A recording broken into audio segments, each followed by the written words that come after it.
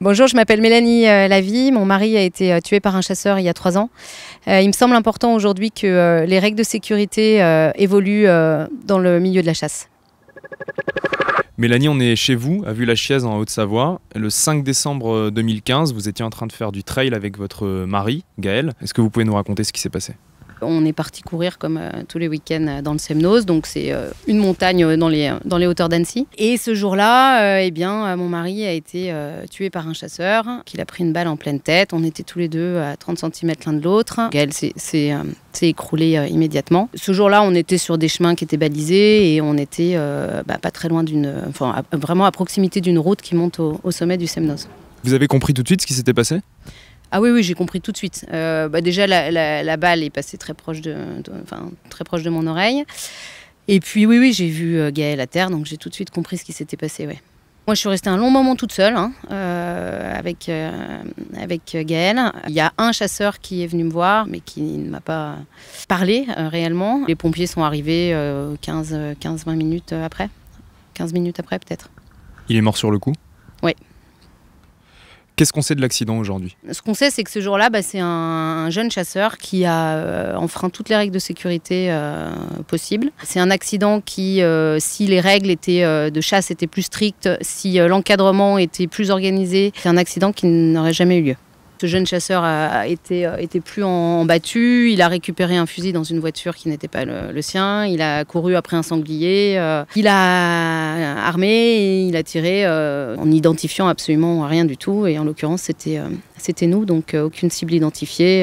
C'est vraiment un accident où on n'est pas dans la faute à pas de chance, on n'est pas dans un ricochet, on est sur un vrai accident avec une vraie faute de responsabilité. Il avait quel âge ce jeune chasseur ? À l'époque, il avait 19 ans. Donc aujourd'hui, il en a 22. Le procès a eu lieu le 28 septembre. Il a été tenu responsable de ses actes et avec un verdict de 3 ans de prison, dont 12 mois ferme et une interdiction de chasse à vie.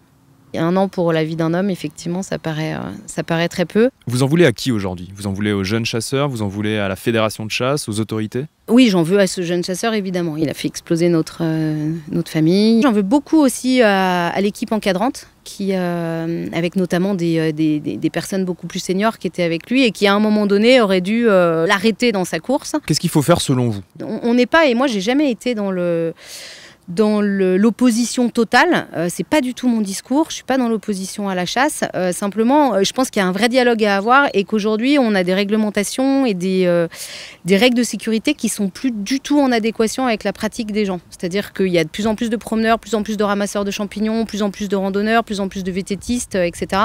Et les règles de sécurité aujourd'hui ont du mal concernant la chasse, ont du mal à évoluer. Alors ce qu'il faut quand même savoir, c'est qu'on est un des seuls pays européens à pas avoir cette journée off le week-end.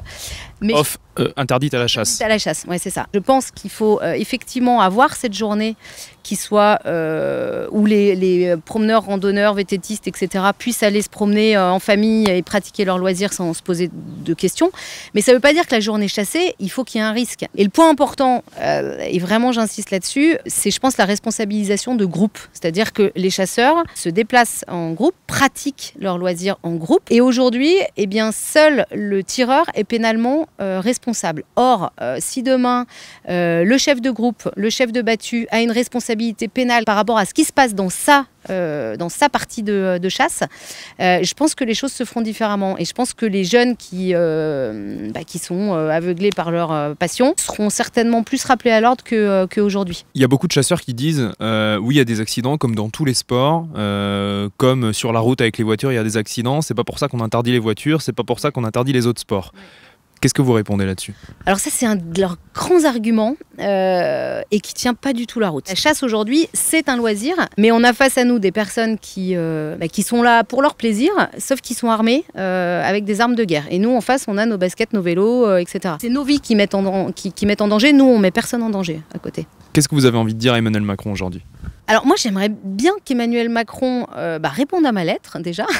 Vous lui avez envoyé une lettre? Oui, j'ai envoyé une lettre suite à l'accident du VTTiste pour essayer de l'interpeller et de lui dire, bon, on fait quoi maintenant? J'ai pas de retour. Simplement, en fait, on a besoin de réponses et on a besoin de mesures aujourd'hui. On est 22 millions de pratiquants de sport outdoor. Nos pratiques doivent également être prises en compte. Est-ce que vous êtes retourné sur les lieux de l'accident? Oui, j'y retourne régulièrement. Il y a toujours des chasses là-bas? Oui, c'est toujours des zones qui sont chassées, effectivement, ouais. Donc j'y vais les jours où il n'y a pas de chasse. J'avais promis à Gaëlle là-haut que j'y arriverais et que nos filles seraient heureuses. Donc voilà, c'est ce qui me tient et c'est ce qui permet aujourd'hui à notre famille d'avancer.